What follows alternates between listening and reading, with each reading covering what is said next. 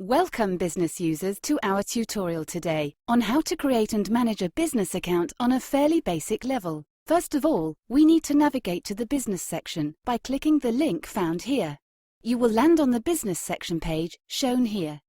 If you already have an account, insert your username here and password here.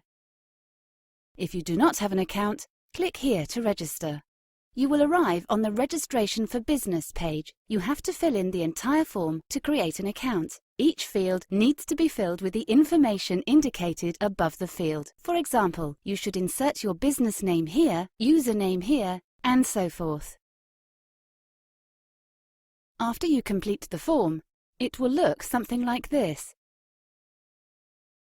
A completed form will allow you to proceed to the next step. When you're done, click on the Submit button at the bottom. Nymgo will send you an email to verify your registration. You want to copy this link and paste it in your web browser address field to activate your account. This will take you back to the business section, with a note informing you that you have activated your account successfully. With your new account, log in with your username and password to enter your business dashboard. Our business dashboard has a simple user interface with multiple functionalities. The first step in the business account is to acquire credit that you can then allocate to your sub-accounts. So, let's add some credit. First of all, we need to click on the Add Credit button. You should select the amount you want to purchase initially. In this example, I will purchase $10. There are multiple payment options to carry out this transaction, and upon completion of the payment process, I will have $10 in my account, as shown back in my dashboard.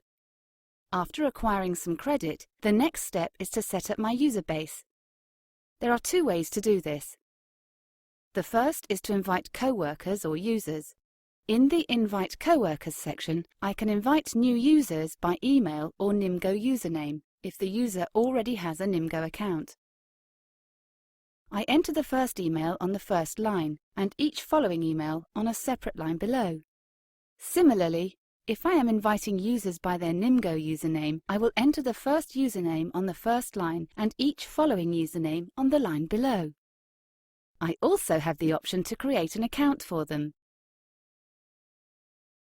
This is done by clicking on the New Coworker button and it takes you to this screen. You need to fill out the form for each new user with their information.